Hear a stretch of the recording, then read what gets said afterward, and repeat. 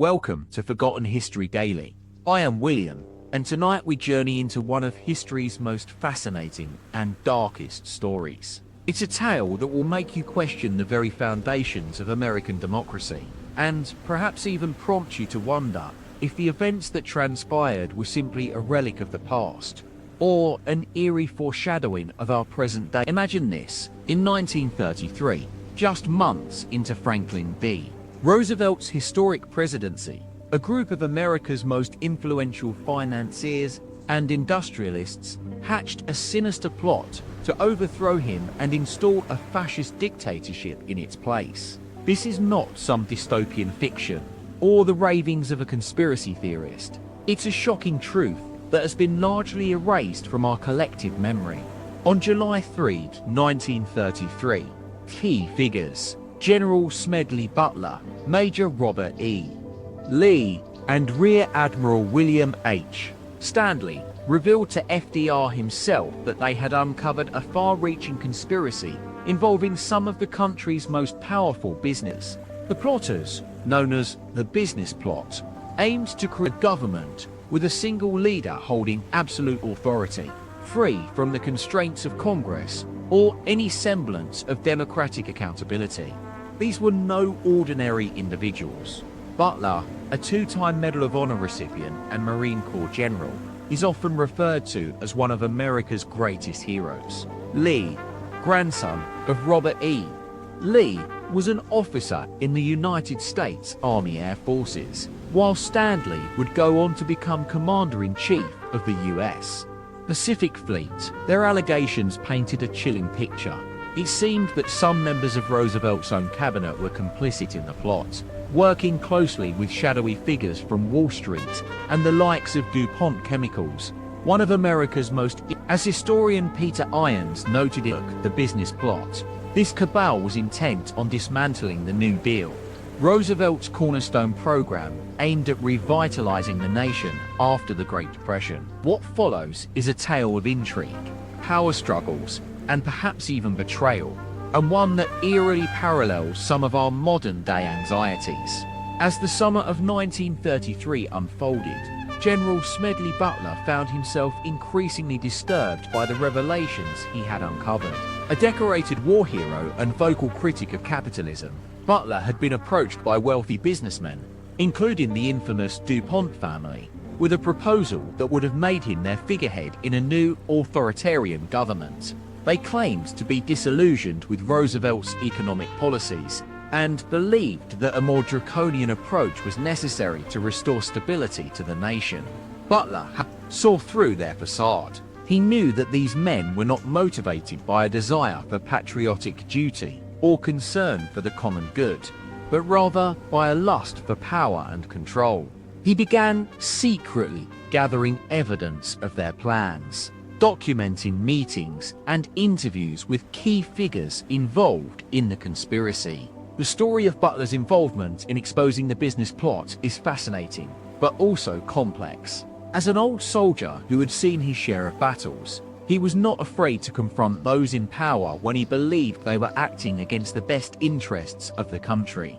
His testimony would later reveal that the plotters aimed to create a government more akin to Nazi Germany or fascist Italy, with a single leader holding absolute authority and answerable only to themselves. Admiral William H. Stanley's role in this saga is equally intriguing.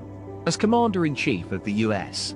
Pacific Fleet, he had access to classified information that would prove crucial in unraveling the conspiracy. Stanley's testimony corroborated Butler's allegations, painting a picture of a shadowy network of financiers and industrialists working behind the scenes to undermine Roosevelt's administration. The most shocking aspect of the business plot, however, was its connections to FDR's own cabinet. Historians have suggested that some members of the president's inner circle were involved in facilitating the conspiracy, perhaps even aware of the full extent of the plotters' plans. This raises questions about loyalty and patriotism, particularly during a time when the nation was struggling to recover from economic ruin. The aftermath of the revelations is equally compelling. The Senate Committee on Banking and Currency, led by Senator Hugo Black, held hearings in October 1933 to investigate the allegations. While some witnesses corroborated Butler's testimony, others denied any involvement or dismissed the claims as conspiracy theory. The plotters themselves remained largely unscathed, their reputations only slightly tarnished. In the years that followed, historians have debated whether the business plot was a genuine conspiracy or a wild goose chase. Some argue that it was simply an overreaction by Butler and Stanley to perceived threats from Wall Street. Others see it as evidence of a deliberate attempt to undermine democratic institutions in America. What is clear, however, is that this event marked a turning point in American politics, one that highlighted the tension between business interests and the needs of the general population. The business plot has been largely forgotten over time, relegated to the dusty corners of historical memory. Yet its echoes can be seen in our contemporary world, where concerns about wealth inequality, corporate power, and government accountability continue to simmer beneath the surface. This is not a cautionary tale from another era, but a stark reminder that even in the most democratic of societies, the seeds of authoritarianism can take root, and it's up to us to remain vigilant and question those who would seek to. As historian Peter Ahrens noted, the business plot was not an isolated incident. Rather, it was a symptom of deeper societal and economic problems that Roosevelt's New Deal aimed to address. The fact that such a plot could even be contemplated in 1933 is a testament to the power and influence wielded by America's business elite, and serves as a reminder that our struggles with inequality and corruption. The Great Depression had ravaged the globe, leaving in its wake a trail of shattered lives, deserted cities, and broken dreams. In America, the economic downturn had reached catastrophic proportions. The stock market had crashed in 1929, unemployment soared to over 25%, and the once mighty industrial machine ground. As we find ourselves in the midst of this maelstrom, let us immerse ourselves in the daily lives of those living through it. Imagine walking down the dusty main streets of America's small towns. The smell of freshly baked bread wafts from the local bakery, the sound of jazz music drifting from the corner diner, and the rustle of papers being peddled. These were ordinary people, struggling to survive in a world turned upside down. They toiled long hours for meager wages, just to keep food on the table and a roof over their heads. But amidst this hardship, a sense of resilience prevailed, a stubborn determination to hold on to hope in the face of overwhelming despair. We often talk about the Great Depression as a national tragedy, but what does that really mean? Let us put it into context.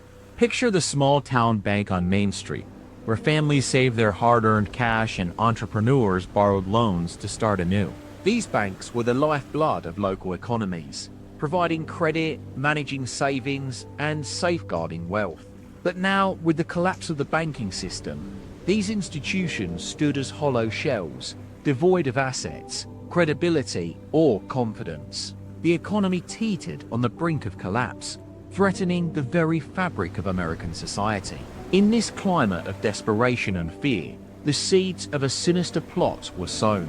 Behind closed doors, in smoke-filled rooms and private clubs, a cabal of powerful financiers, industrialists, and politicians hatched their plan to overthrow President Roosevelt's New Deal administration. The year 1933 was marked by an air of uncertainty as the nation teetered between chaos and calm. Spring had sprung, but with it came an eerie sense of unease. Dust storms swept across the Great Plains, eroding topsoil and ravaging crops. Yet another blow to a country already reeling from economic collapse. President Roosevelt, ever the leader, continued to push forward with his New Deal initiatives. Despite fierce resistance from business interests and congressional opponents, he remained steadfast in his commitment to reforming America's economic system. But as we delve deeper into this tumultuous era, it becomes clear that FDR was not just a charismatic leader, he was also an audacious policymaker. The passage of the Glass-Steagall Act in 1933 marked a significant turning point, separating commercial and investment banking curbing excessive speculation and stabilizing the financial system. However, this move did not sit well with those who stood to lose power and influence from FDR's reforms. As historian Peter Irons astutely observed, Roosevelt's New Deal was as much about confronting corporate power as it was about alleviating human suffering. And so, a shadowy network of financiers imagine attending a high society gala in the penthouse suites of Manhattan. Champagne toasts, white tablecloth dinners, and polished conversation flow freely. On the surface, these gatherings appear as harmless social events. Yet, amidst the cocktail parties and cigar smoke, something far more sinister unfolds. Here, in the rarefied world of America's elite, a cabal of plotters secretly colluded to undermine FDR's administration. As historian Robert Dallek wrote, these men, including from Standard Oil, General Motors, and J.P. Morgan, saw Roosevelt as a threat to their power and privileges. With the shadowy figures pulling the strings, it became increasingly clear that America was on the precipice of a coup d'etat. Theirs was not just an attack on FDR's policies, but also on the fundamental principles of democracy itself. As we traverse this treacherous landscape, we begin to see echoes of today's world. In our collective struggles with income inequality, corporate power, and government accountability, it becomes evident that even in the most democratic societies, the seeds of authoritarianism can take root, a stark reminder of the ever-present tension between business interests and the needs of the... As we move forward into this uncertain era, we must remain vigilant, questioning those who seek to manipulate the system for their own benefit. The lessons of 1933 remain as relevant today as they were during FDR's infancy. A cautionary tale about the dangers of unchecked corporate power and the importance of safeguarding democratic institutions. Let us reflect on this pivotal moment in American history, when the nation stood at the crossroads between a brighter future and an uncertain one. As historian Peter Irons so aptly put it, the business plot was not an isolated incident. Rather, it was a symptom of deeper societal and economic problems that Roosevelt's New Deal aimed to address. By acknowledging these fundamental issues, FDR demonstrated an unwavering commitment to creating a more equitable society. As we navigate the complexities of our own era, let us draw upon this crucial lesson from history. It is only by confronting the underlying power structures and economic systems that we can truly build towards a brighter future. One where the well-being of all Americans takes precedence over the interests of a select few. As the curtains close on 1933, America stands at the precipice of a new era, an era marked by both hope and uncertainty. Will the nation choose to forge ahead with FDR's vision for a more just society, or succumb to the pressures of corporate power and authoritarian influence? The answer, much like the outcome of that fateful coup d'etat, remains uncertain. Yet one thing is clear. As we continue on this tumultuous journey through history, it is our collective responsibility to remain vigilant and informed, armed with an unshakable commitment to protecting democracy, safeguarding The world of 1933 was marked by stark contrasts between the crumbling skyscrapers of Wall Street and the hopeful voices rising from the grassroots. It is our duty as historians and citizens to weave this narrative into our collective memory, acknowledging both the triumphs and the travails that shaped America's destiny. As we close this chapter on the business plot, remember the enduring lessons of FDR's presidency, a beacon of in times of crisis, and a testament to the power of unwavering commitment to reform. As historians, we are called upon not only to recall, but also to contextualize, placing events within their proper historical framework. In this light, we come to understand that the business plot was far more than just a nice incident. It represented a fundamental struggle for the very soul of America. It is up to us, as guardians of history and champions of democracy, to distill these crucial lessons into actionable wisdom, ensuring that our collective experience forms and illuminates the echoes of 1933 continue to reverberate through the ages. a timely reminder that even in our most progressive moments, the seeds of authoritarianism can take root. As we navigate this complex web of power dynamics and economic interests, it is essential that we remain resolute in our pursuit of justice, equality, and accountability. As FDR himself once said, we must not only make progress, but also preserve our institutions. It is our duty to heed these words, preserving the fundamental principles of democracy, while striving for the year was 1933, a time of great uncertainty in the United States. The Great Depression had been raging for nearly 4 years, leaving millions without jobs, homes, or hope. In the midst of this chaos, a group of powerful men would embark on a perilous journey to overthrow the newly elected President Franklin D. Roosevelt and install a fascist dictator in his place. We find ourselves in the world of high finance, where the pursuit of wealth and power reigns supreme. Here, the likes of JP Morgan, Chase National Bank, and General Electric were among the behemoths that dominated the American economy. These corporate titans had grown accustomed to wielding influence from behind the scenes, often through clandestine means. As we delve into this hidden world, we encounter the enigmatic figure of Gerald C. McGuire, a high-ranking executive at DuPont and a key player in the business plot. Born in 1895, McGuire was a man of unyielding ambition, with a talent for manipulation that would soon serve him ill. McGuire's story began in the early 1930s, as he became increasingly disenchanted with FDR's New Deal policies. He saw the president's efforts to regulate industry and redistribute wealth as a direct threat to the power of corporate America. In his mind, Roosevelt was a menace who needed to be stopped. Meanwhile, a fellow DuPont executive named Grayson Murphy would become McGuire's partner in this treacherous scheme. Murphy was a man driven by a singular obsession to protect the interests of his company at all costs. He was willing to do whatever it took to preserve the status quo, even if it meant sabotaging the government. As McGuire and Murphy began secretly meeting with like-minded individuals from various corporate circles, their shared sense of urgency grew. These men saw themselves as guardians of American prosperity, but in reality, they were merely guarding their own power and privilege. This cabal of industrialists was not without allies, however.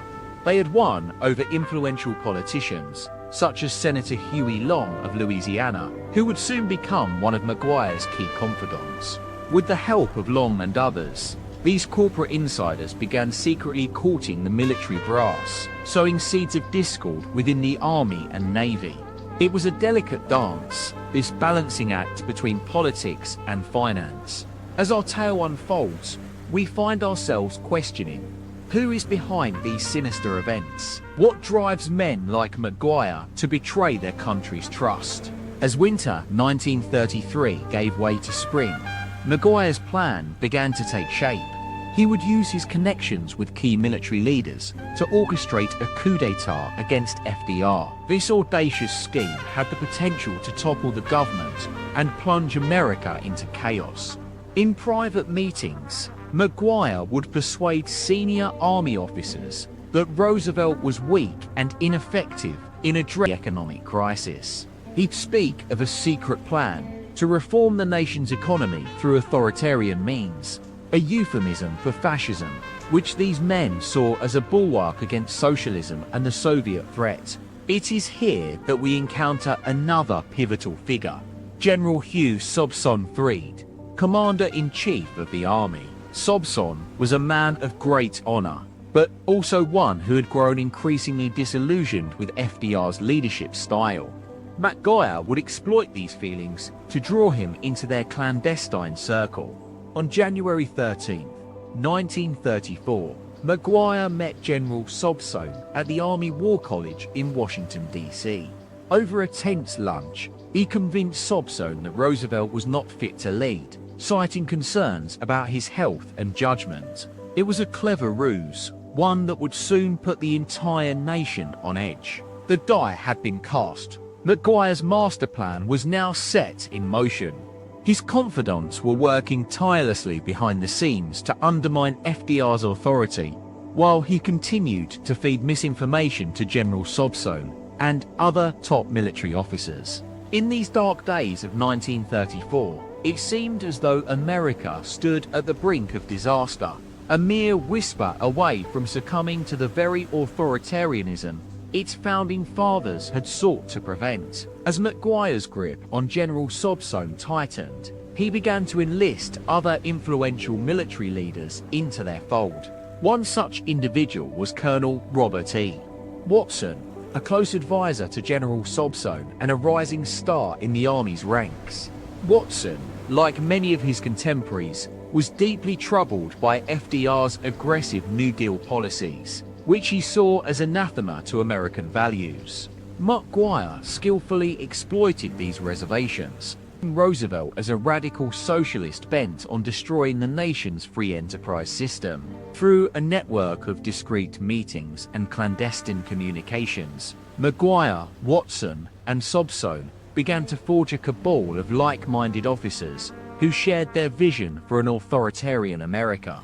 These men were convinced that only through the imposition of a strong, centralized government could they restore stability and order to a nation reeling from the Great Depression.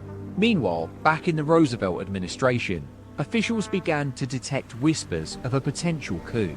Treasury Secretary Henry Morgenthau Jr., a seasoned diplomat and economist, grew increasingly concerned about Maguire's activities.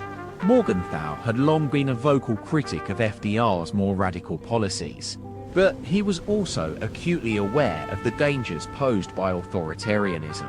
As tensions mounted, Morgenthau quietly convened a small circle of trusted advisors to discuss the threat posed by Maguire and his cohorts. This group included Attorney General Homer Cummings, who had been monitoring the activities of right-wing extremist groups with growing alarm.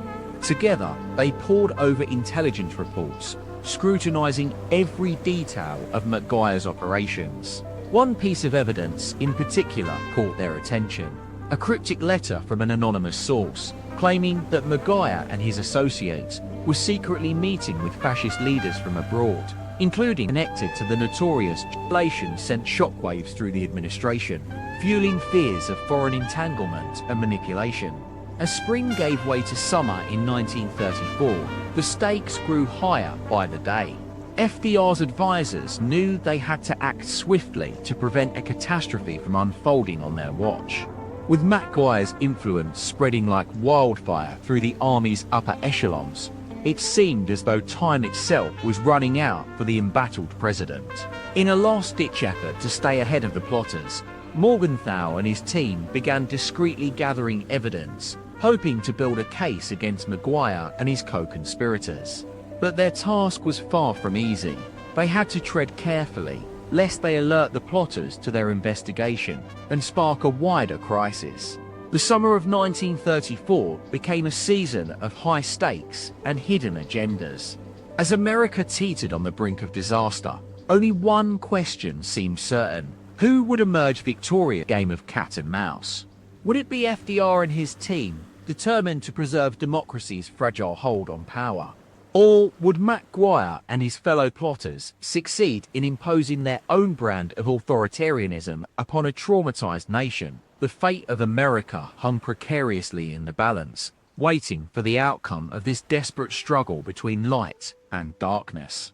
As the summer sun beat down on Washington, D.C., the tension within the administration continued to build.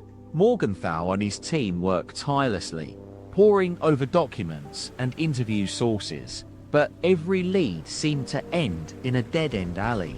The plotters, it seemed, were masters of secrecy and misdirection.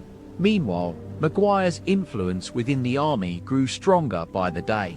He had managed to install one of his own men, Major General Smedley Butler, as the head of the Army's War Department. Butler, a decorated veteran of World War I, was a charismatic figure with a reputation for loyalty and duty. Morgenthau and his team suspected that he may be in league with Maguire, using his position to further the plot. The administration knew they had to act soon, before Maguire's coup d'etat became a reality.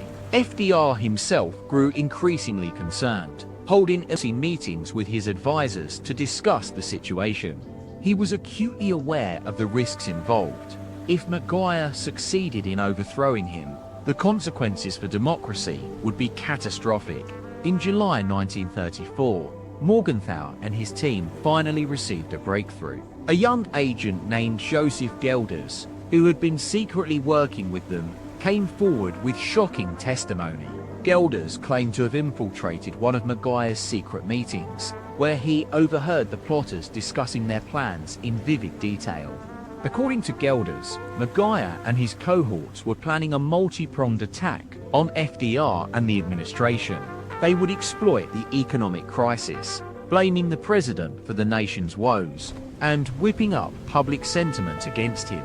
At the same time, they would use Butler's position within the army to stage a military coup, with Maguire himself taking the reins as dictator.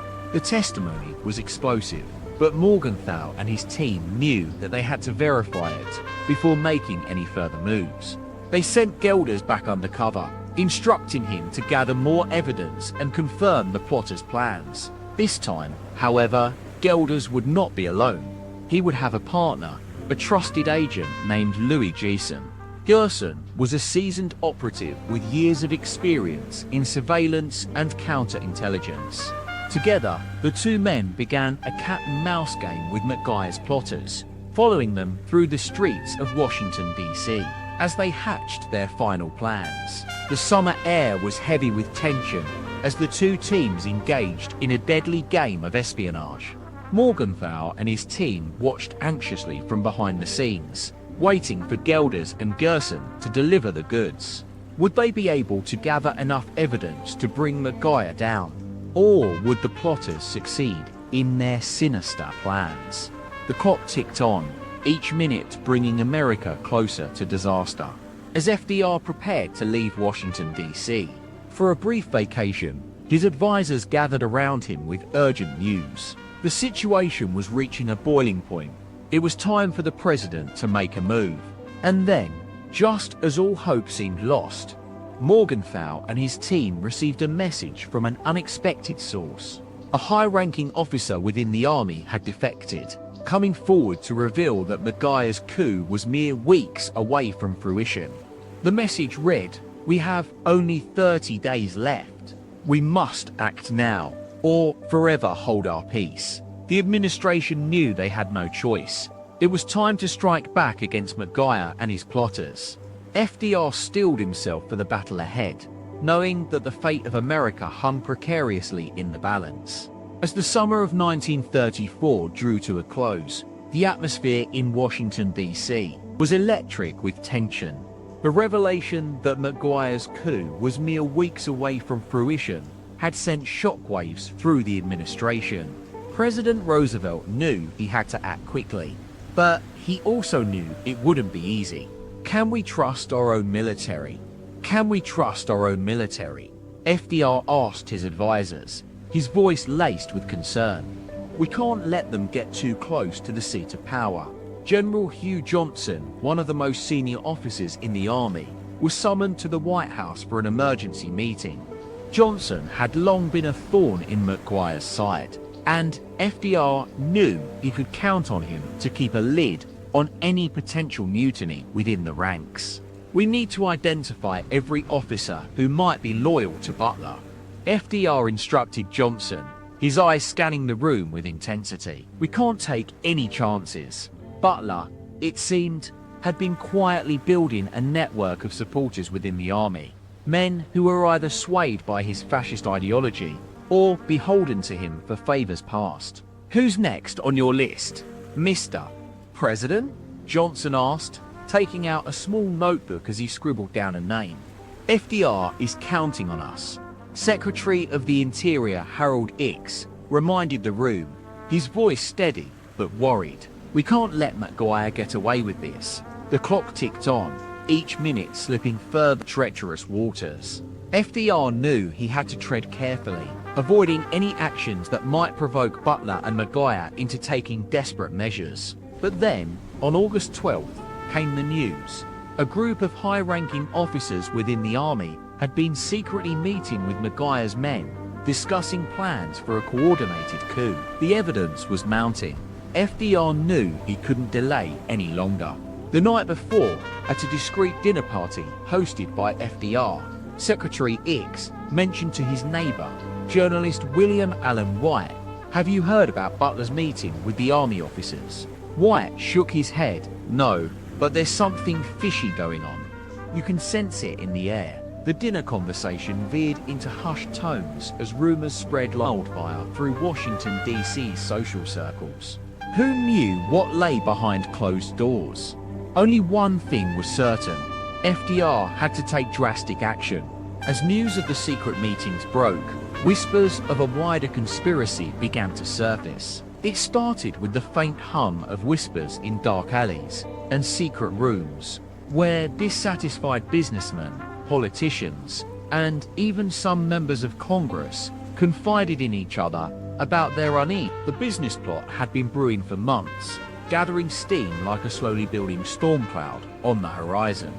Few realized just how deep it cut, right into the very heart of America's financial and industrial elite. "Maguire has too many strings to his bow," said one seasoned politician, anonymously.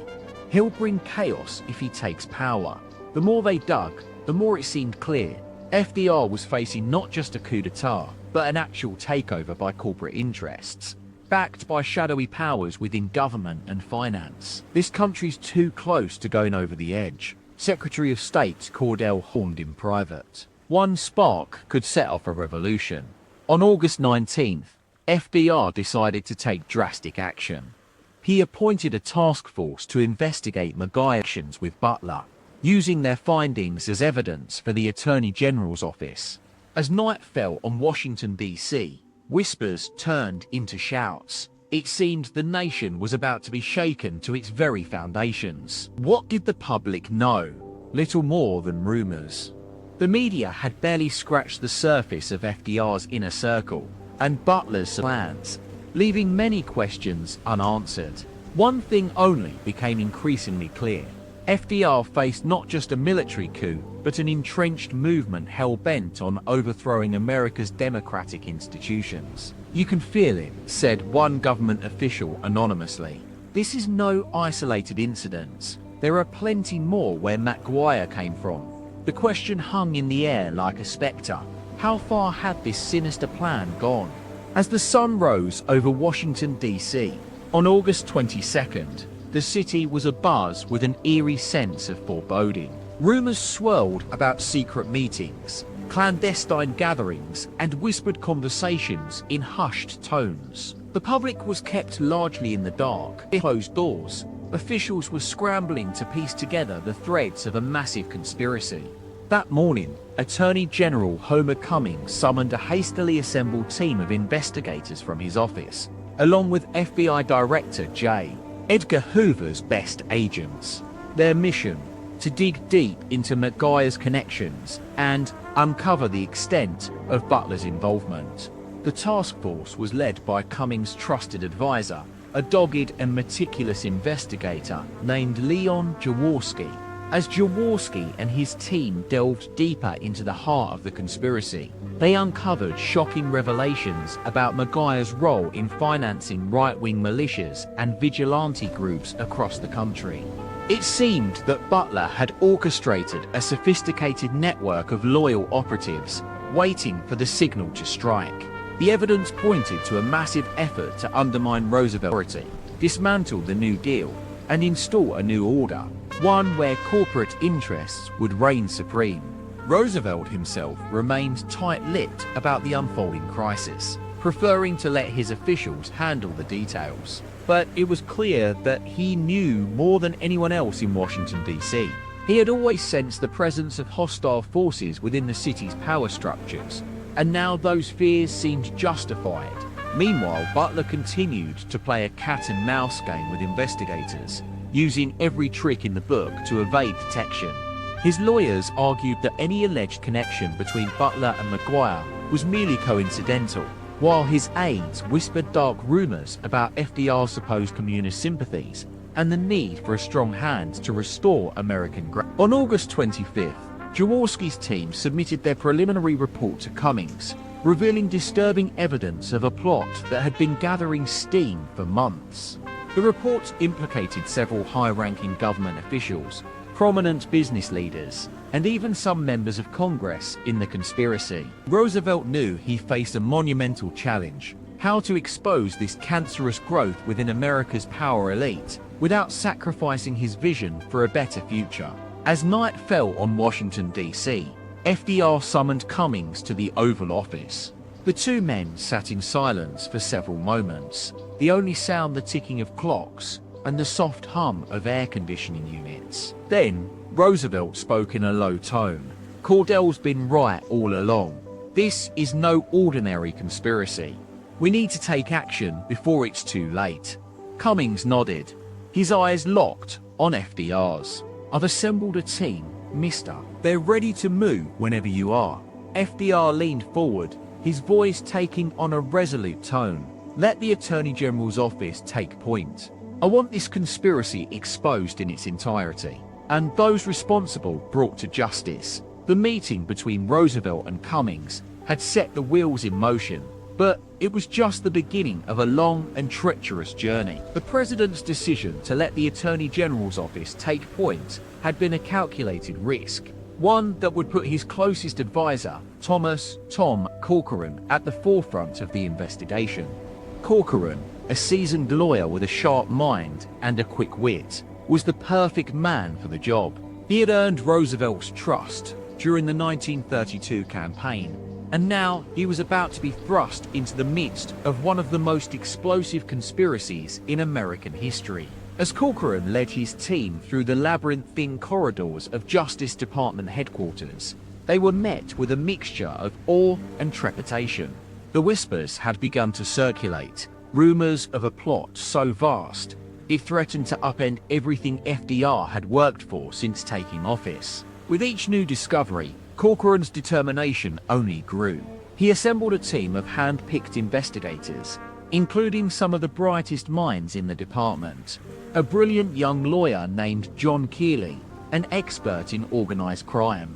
William Sullivan, a seasoned FBI. Together, they pored over reams of documents, transcripts, and testimony from key witnesses. The trail was hot, but it led to some surprising places, including the very heart of America's business establishment. One of the first individuals to be brought in for questioning was John J.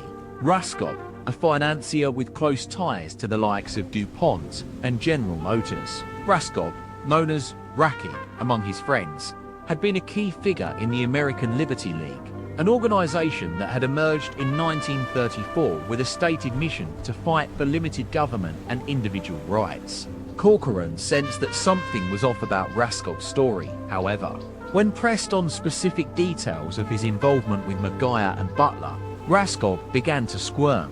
It became clear that he was hiding something, but what? As the investigation continued to unravel, Corcoran's team discovered a tangled web of deceit and corruption that reached far beyond the highest echelons of government and business.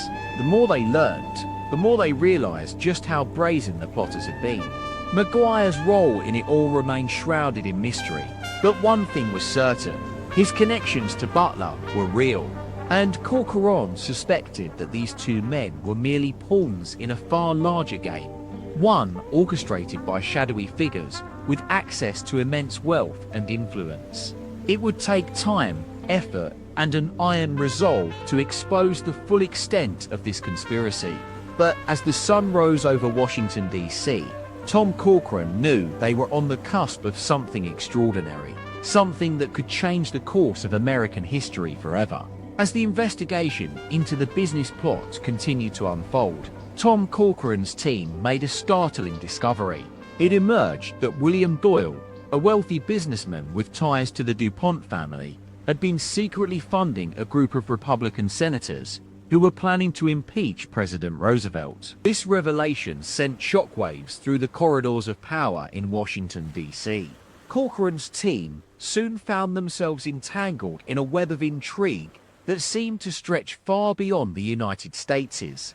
Corcoran's team soon found themselves entangled in a web of intrigue that they uncovered evidence of a network of wealthy industrialists and financiers, many with connections to European fascistic regimes, who were secretly funding American anti-Roosevelt groups. One name kept cropping up: George Pepper, an influential investment banker with ties to J.P. Morgan and Co. Pepper's family had made their fortune in the steel industry, but he was also a close friend and advisor to prominent fascist leaders in Europe, including Benito Mussolini. Corcoran began to suspect that Pepper's influence extended far beyond the world of finance.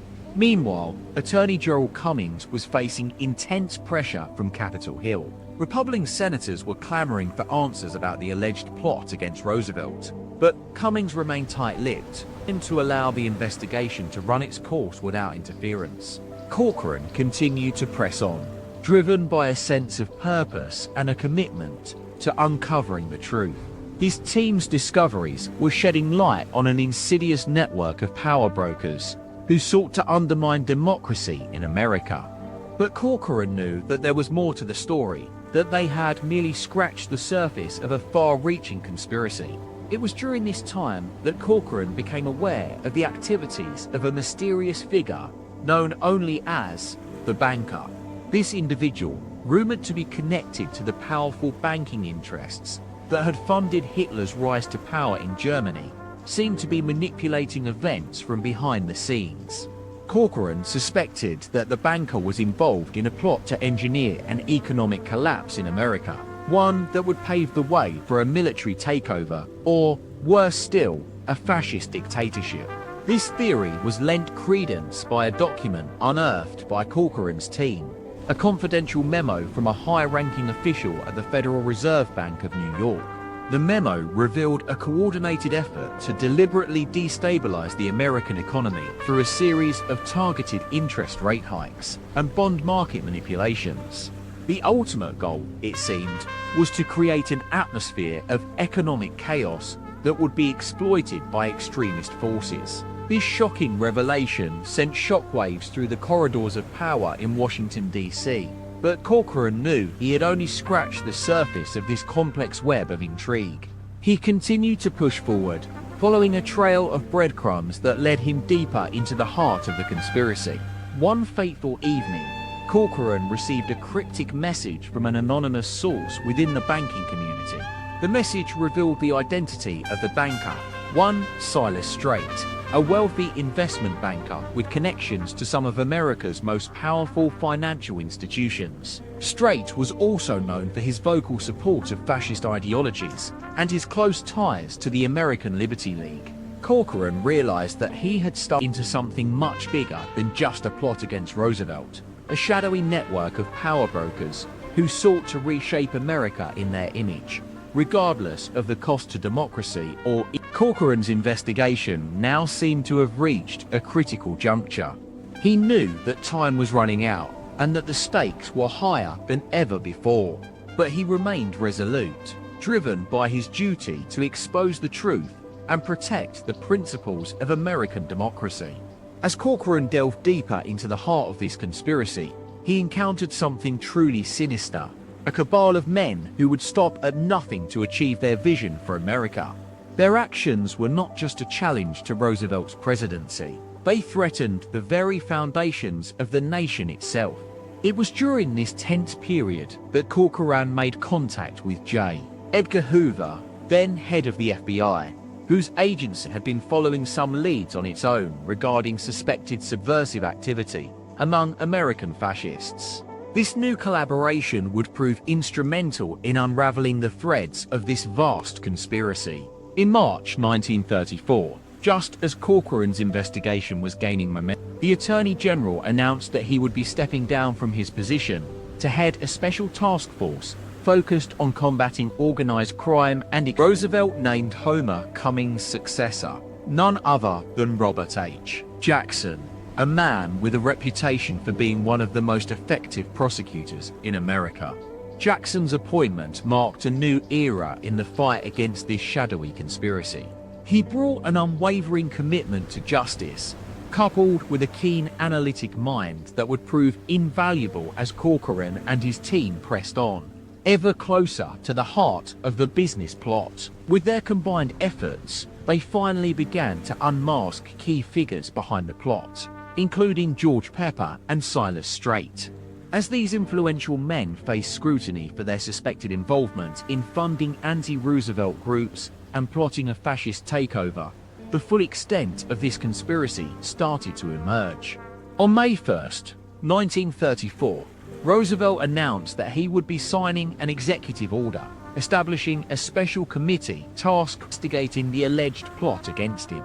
The newly created committee was headed by none other than Attorney General Robert H. Jackson, cementing his role in uncovering the shocking truth behind this sordid tale.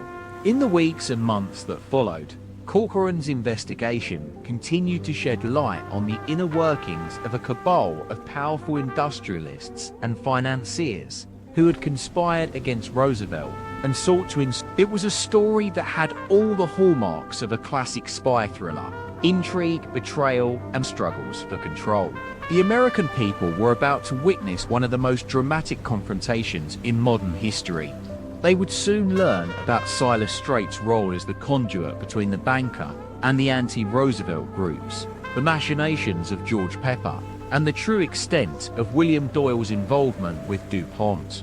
Corcoran knew that this conspiracy had reached into every strata of society, from the hallowed halls of Congress to the very heart of America's corporate elite. His discovery would not only vindicate Roosevelt, but also highlight the deep divisions within American society at a time when democracy was facing unprecedented challenges.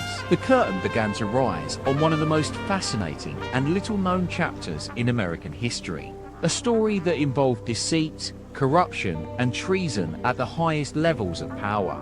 This was the true tale of the business plot, an episode where democracy hung precariously in the balance. As the investigation continued, Corcoran's team discovered that Silas Strait, the former Secretary of State under Calvin Coolidge, had been secretly meeting with high-ranking officials from various government agencies.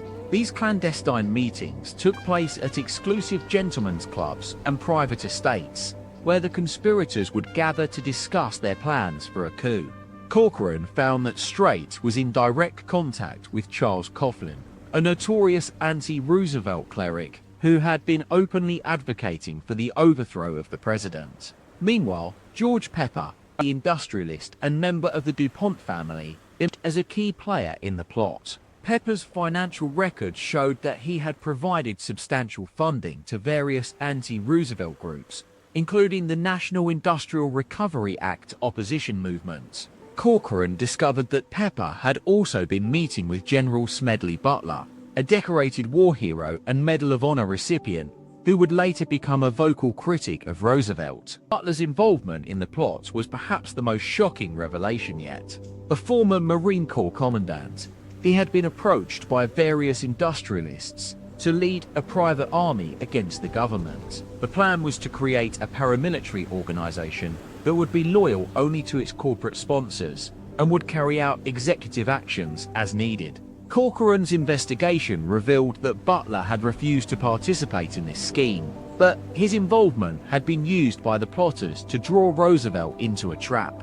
As the investigation gained momentum, Corcoran's team discovered that William Doyle, another wealthy industrialist with connections to DuPont and General Motors, was also deeply embroiled in the plot. Doyle's financial records showed that he had provided significant funding to various anti-Roosevelt groups, including the infamous Silver Shirts, a neo-Nazi organization led by the enigmatic and erratic William Dudley Pelley. Corcoran's discovery of this web of deceit and corruption sent shockwaves through Washington, D.C. Many prominent politicians and government officials were implicated in the plot, including several members of Congress who had secretly collaborated with the plot. The investigation also revealed that some high-ranking military officers had been approached by the conspirators to participate in a coup. The business plot was not just about power struggles, it was about the very fabric of American society. It exposed the deep-seated divisions within the country, where some Americans saw democracy as a threat to their interests and sought to replace it with a fascist dictatorship. Corcoran's work revealed that this conspiracy had been brewing for years, fueled by economic hardship, social unrest, and a growing sense of disillusionment among the American people. The investigation continued, but it was clear that time was running out. The conspirators were getting desperate, and Corcoran knew he had to act fast. In the coming weeks, the stakes would grow higher as Corcoran's team dug deeper into the labyrinth world of industrial espionage, corporate manipulation, and government corruption. The outcome of this drama was far from certain. Would Roosevelt's administration be able to expose the business plot and bring its perpetrators to justice? Or would the plotters succeed in their bid for power, plunging America into a dark era of fascist rule? The nation held its breath as Corcoran's investigation pushed closer to the heart of the conspiracy, setting the stage for one of the most dramatic showdowns in American history. As the investigation into the business plot reached its climax, President Roosevelt was forced to take drastic measures to ensure his administration's safety. On July 20th, 1933, he appointed a special committee to investigate the allegations and bring those responsible to justice. Led by the indefatigable Louis Howe, the committee worked tirelessly to gather evidence and build a case against the conspirators. Meanwhile, Roosevelt himself took steps to shore up his own security, beefing up the Secret Service detail at the White House and instructing the FBI to keep a close eye on potential troublemakers. But despite these efforts, there were still many who doubted that the business plot was anything more than a baseless conspiracy theory. The plotters themselves did their best to discredit the investigation, using their considerable influence to whisper doubts into the ears of influential politicians and journalists. As the summer of 1933 drew to a close, it seemed as though the business plot might never be fully exposed. But Corcoran's team remained undeterred, poring over evidence and following every lead. And then, on August 23rd, they got their big break. A confidential memo, penned by one of the plotters, detailing the full extent of the conspiracy. The memo revealed that the plotters had been secretly meeting with high-ranking officials in Roosevelt's own administration, using these clandestine meetings to build support for their coup. It also implicated several prominent business leaders, including J.P. Morgan and Standard Oil's John D. Rockefeller. Armed with this explosive evidence, Roosevelt was finally able to go on the attack. On September 4th, he addressed a joint session of Congress, exposing the business plot in all its sordid detail. The nation was shocked. For weeks, the news had been dominated by whispers and rumors. But now, at last, the truth was out. The fallout was immediate and devastating. Several high-ranking officials were forced to resign or face impeachment charges. Industry leaders like J.P. Morgan and Rockefeller were shunned by polite society, their reputations in tatters. But as the business plot receded from public view, a more lasting legacy remained, a permanent stain on America's collective psyche. The country had been brought perilously close to fascism, and many wondered whether it could ever be trusted again. In the years that followed, the business plot would continue to cast a shadow over American politics.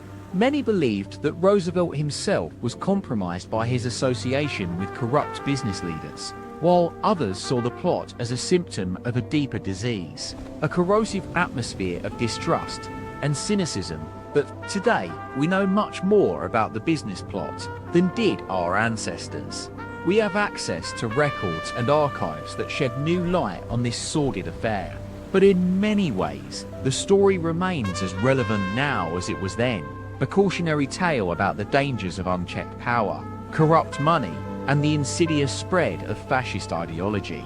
As we reflect on the business plot's long-term consequences, one thing is clear. America emerged from this dark period forever changed. The country had been pushed to the brink, but ultimately, it found a way back from the edge. So what can we learn from this tumultuous episode in American history? First and foremost, we see the importance of vigilance and accountability.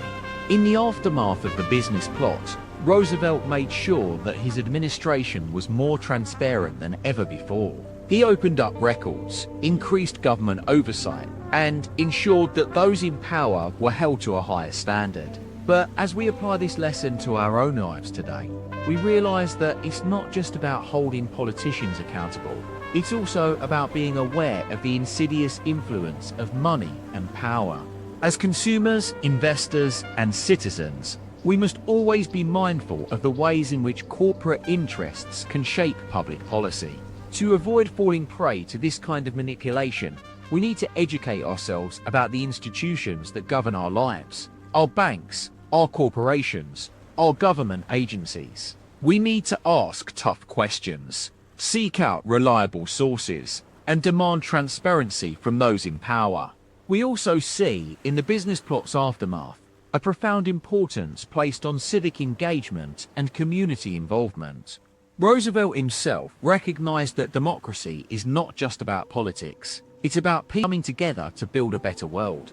As we strive for greater self-awareness and social responsibility today, let us remember these essential lessons. Our collective well-being depends on our ability to build strong, resilient communities that are capable. And finally, as we ponder the business plot's enduring relevance, we're reminded of the need for critical thinking in the face of complexity.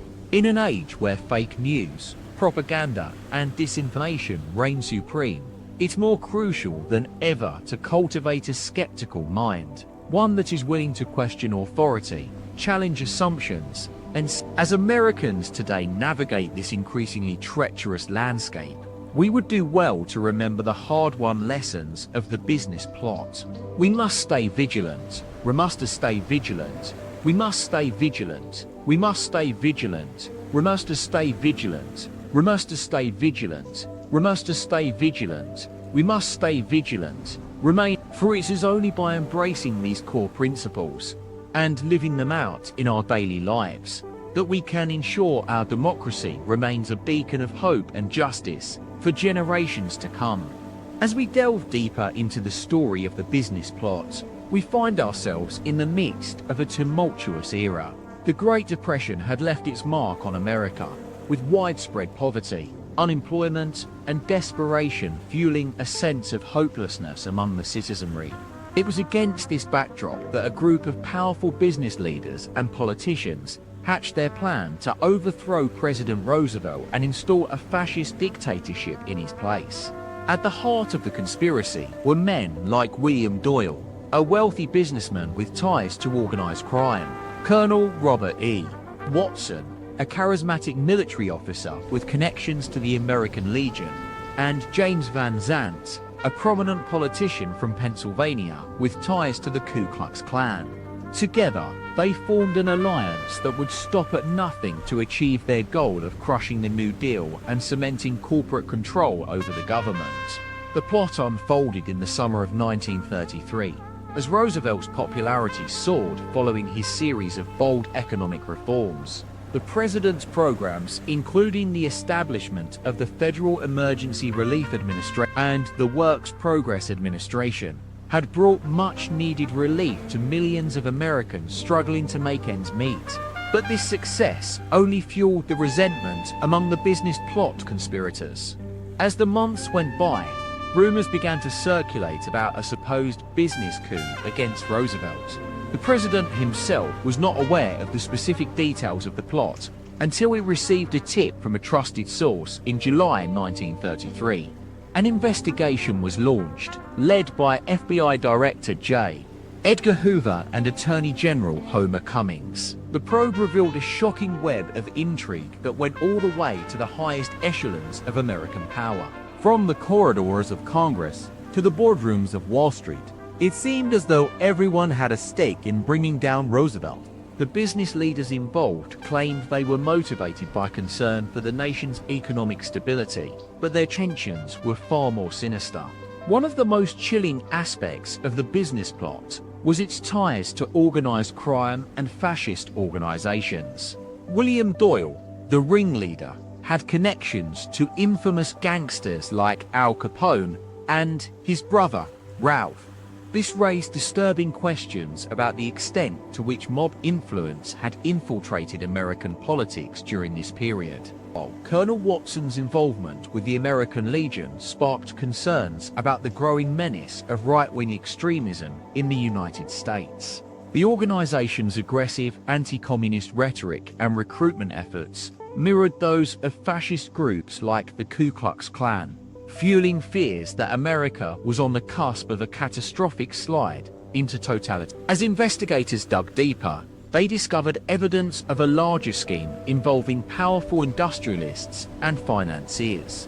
Men like J.P. Morgan Jr., who had ties to the Fascist Party in Italy, were secretly funneling funds to American fascist organizations, while others, such as John D. Rockefeller Jr., used their wealth and influence to build a network of sympathizers within government and business. The business plot ultimately collapsed due to a combination of bad luck and effective law enforcement.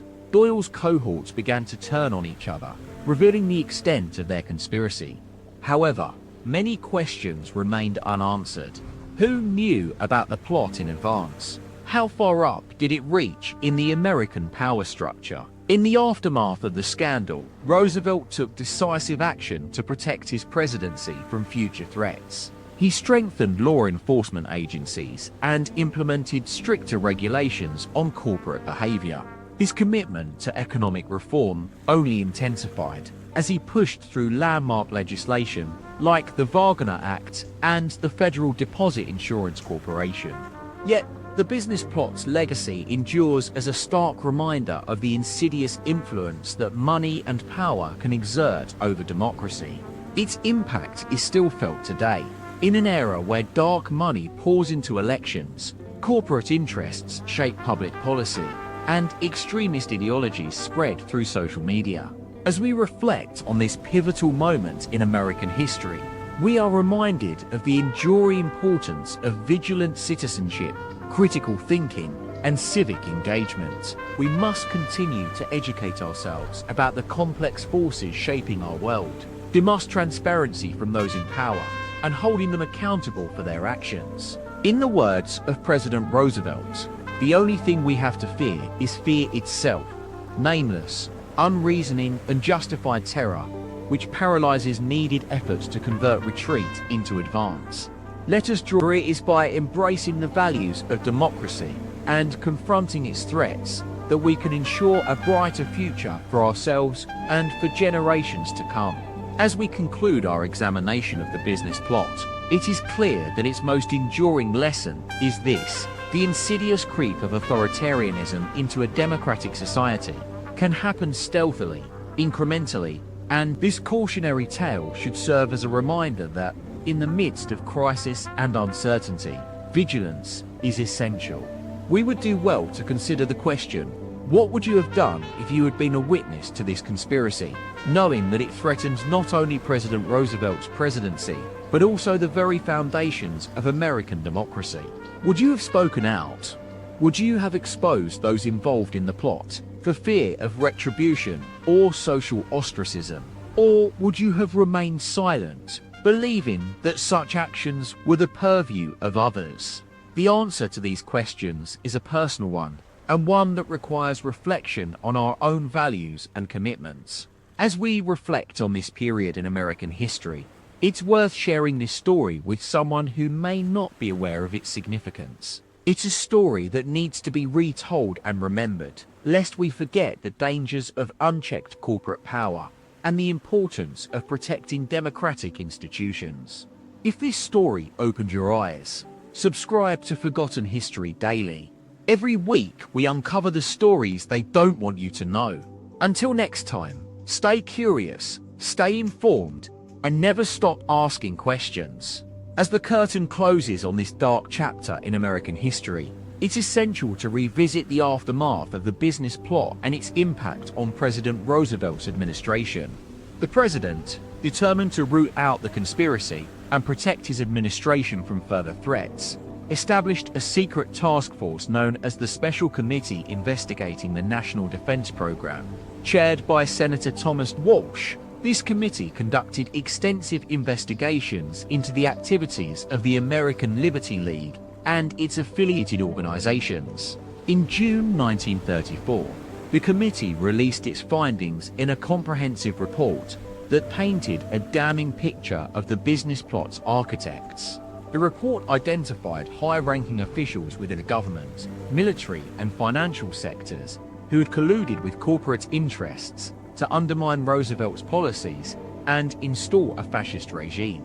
Among those implicated were several influential industrialists, including DuPont heir Pierre DuPont, Chase National Bank President Winthrop Aldrich, and General Robert E. Wood of Sears Roebuck. The report's revelations sent shockwaves through the nation, exposing a network of powerful interests working in secret to undermine democratic institutions. Roosevelt, sensing an opportunity to consolidate his power and further his New Deal agenda, moved swiftly to consolidate executive authority.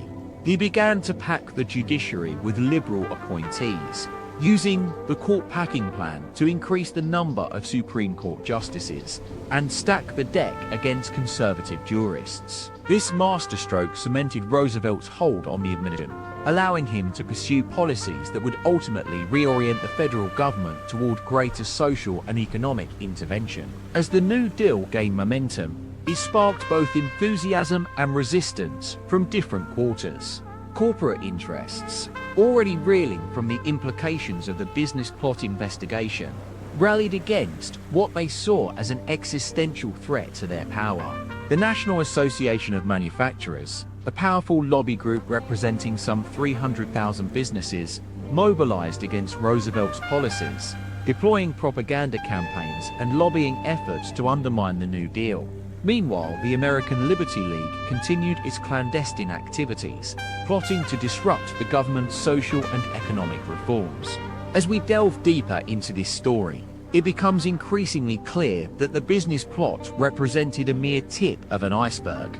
Beneath the surface lay a labyrinth network of interests to undermine democratic institutions, fueled by fear of Roosevelt's radical policies and his perceived threat to their power. To understand the full scope of the crisis, we must explore the intricate web of relationships between corporate executives, government officials, and military leaders who sought to exploit this crisis for their own gain. We will examine the roles played by key figures such as J.P. Morgan Jr., William S. Knudsen, and General Smedley Butler in orchestrating this conspiracy. In doing so, we will uncover a tale of intrigue, betrayal, and power struggles that went far beyond mere economic interests. This was an existential battle between those who sought to safeguard democratic institutions and those who aimed to dismantle them for the benefit of the powerful few. As we explore these complex dynamics, we are reminded that even in the midst of chaos and crisis, there is always a hidden agenda at play, one that requires constant vigilance from citizens committed to protecting their democracy. But first, let us step back and reflect on what this period in American history can teach us about our own times. The business plot serves as a chilling reminder that even in the face of seemingly insurmountable challenges, authoritarianism can rise quietly under the radar, exploiting fears and divisions within society. In the following episodes, we will examine how this dark chapter in American history continues to inform contemporary debates around corporate power, government accountability, and the importance of protecting democratic institutions. We will also investigate similar plots unfolding across the globe during the 1930s, including a sinister conspiracy that shook the foundations of Nazi Germany's fascism. Join us next time on Forgotten History Daily as we delve into these stories and uncover more secrets hidden from public view.